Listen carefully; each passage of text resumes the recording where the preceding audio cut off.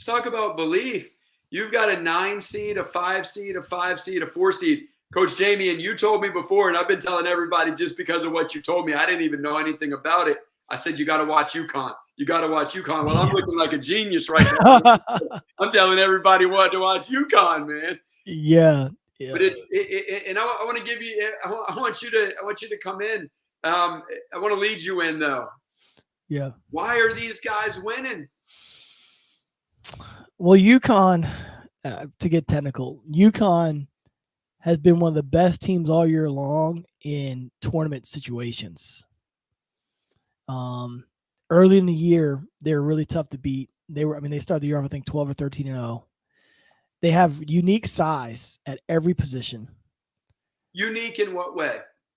They're big. Okay. They're big, fast, and athletic. Okay. In a one game scenario. Can I say that back? So they're big, but they play small, meaning they play like a cornerback, but they have height like a forward. They're big. I mean, they can go as big as 6'8" at the point guard spot. Woo. And then, Jordan Hawkins is like 6'5", that plays the 2 plays majority of the minutes of the 2.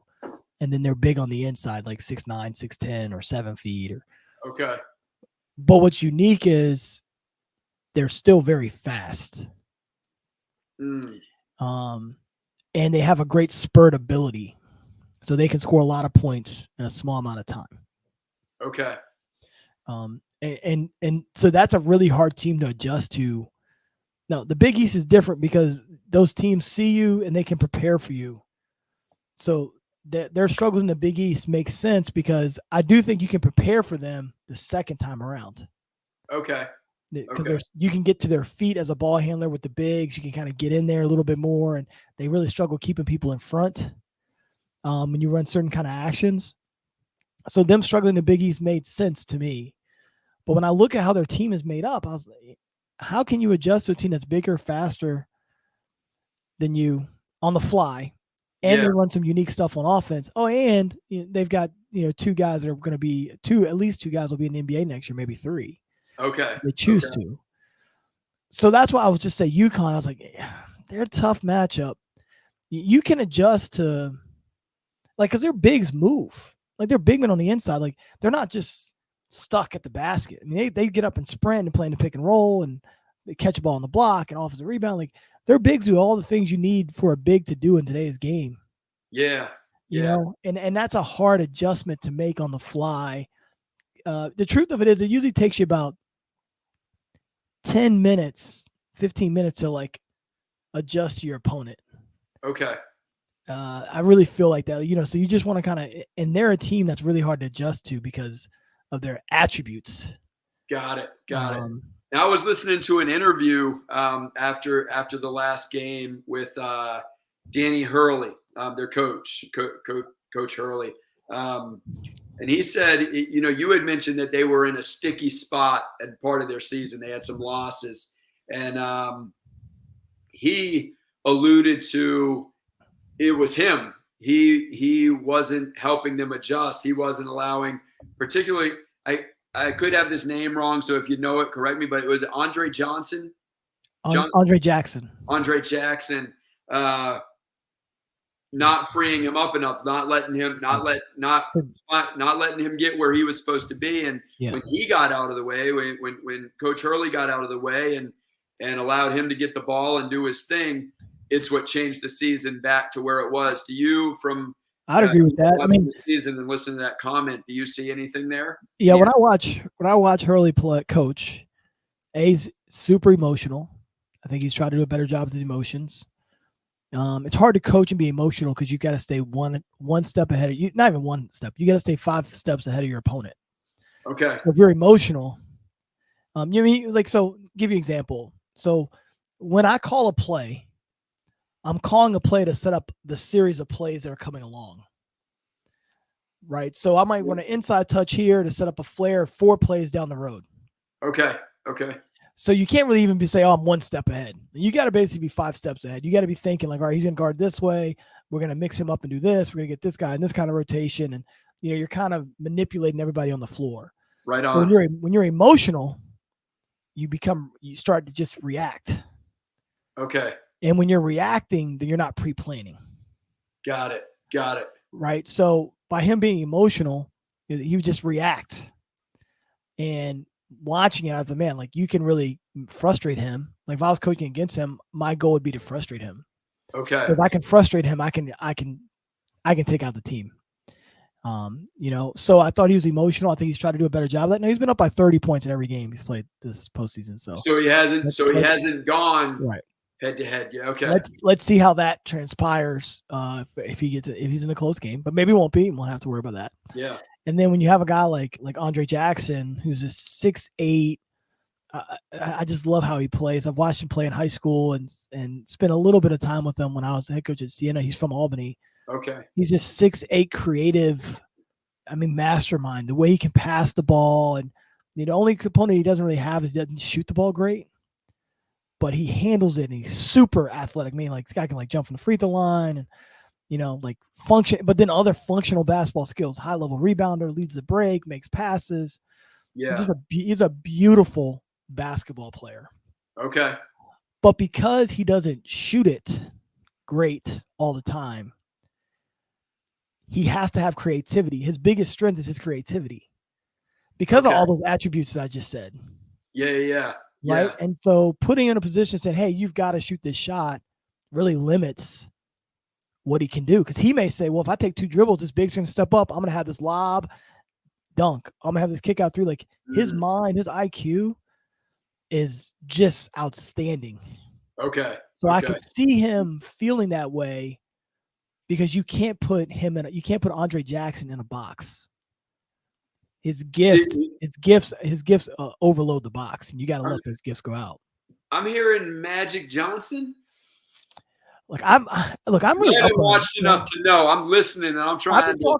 I talk to these NBA scouts all the time, and I'm like, listen, this is a guy that everyone like. He may not get drafted. I bet you he gets drafted like 2nd round. Okay.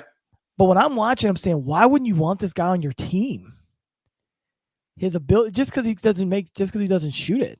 Yeah. At 21 years old, we're going to work on that. Everyone that comes in the NBA has to work on that anyway. Okay. But I think his creativity, like his ability defensively to jump passing lanes and to defend at the rim, I don't know. I think he's a winning basketball player. And so when I talk to these NBA teams, I'm always like, I think you got to look at this guy.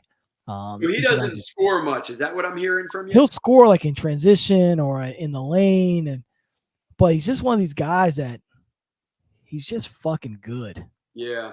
And just makes everybody else better. Okay. I just feel like he's going to end up in the NBA on a team that's winning a lot, and he's going to have a major role in that. And people are going to say, "Oh, how did we miss on this?"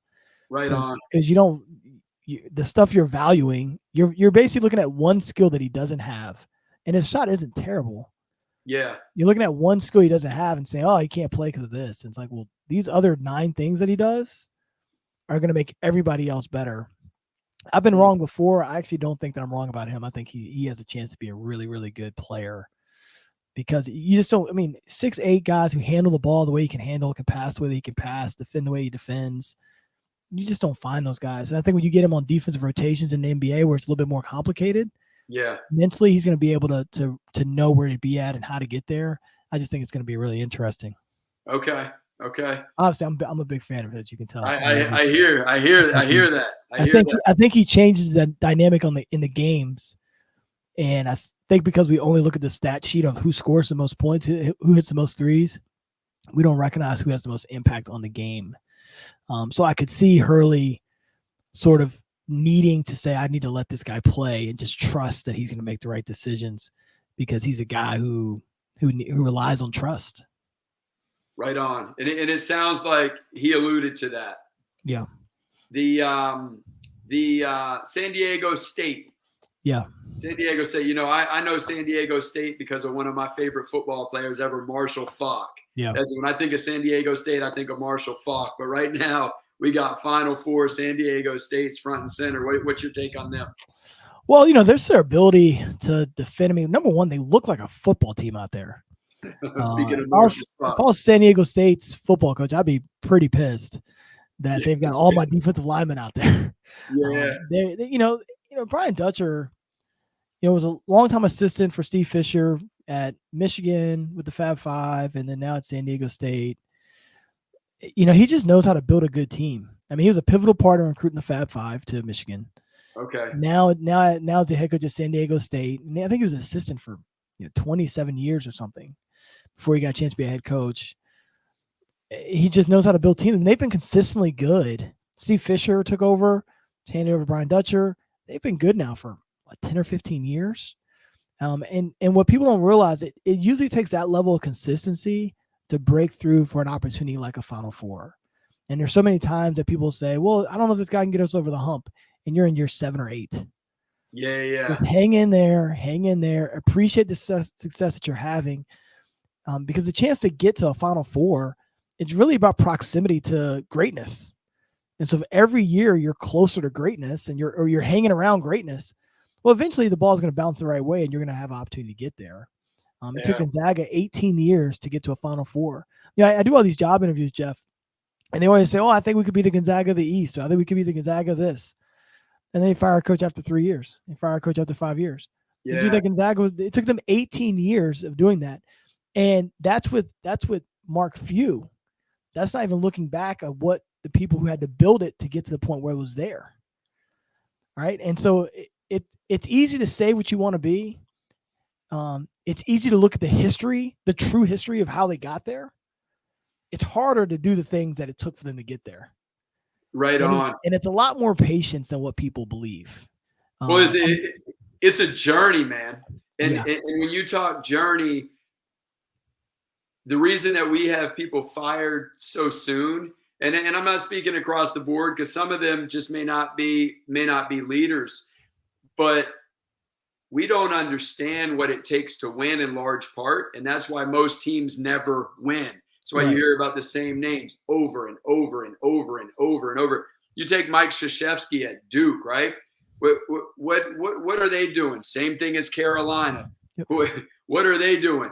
They're doing the same thing as Duke, same thing as Carolina. They feed off of each other. They're winning. When Jimmy V was there back in the 80s and took NC State and beat Phi Slamma Jamma, they're bouncing off of each other. They're finding what wins. When you listen to all of the winners, they speak the same language. When you get these one in, one out, one in, one out, you have people that are listening to the press. You have people that are seeing the problem. They're constantly seeing problems. And when you see problems without solutions, when you see problems without seeing opportunities, when you see problems without seeing growth, because there's always everything within, you don't give yourself a chance to grow, man. We can fix the problems, but we can't fix it if all we see is a problem. Take the Dallas Cowboys. Dallas Cowboys have trouble winning because they're never growing anything. They're always changing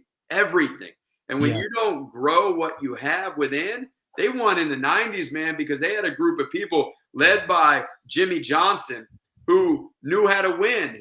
When you get somebody that knows how to win, and that lingered on a little longer than Jimmy Johnson. Yeah. So you can take Troy Aikman, you can take Michael Irvin, you can take Emmitt Smith, and you can say, they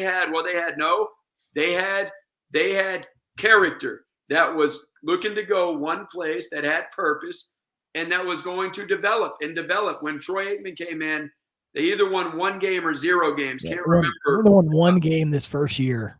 One game. What do you do with that? You believe you got an NFL championship in your book, and you keep coming. That's what you do. You don't quit. They won one game. He led the league, I think, in interceptions. And the next year, he was going to be a starting quarterback, and there wasn't like a question about it. Where now, if you do that, they bench you in game number 9,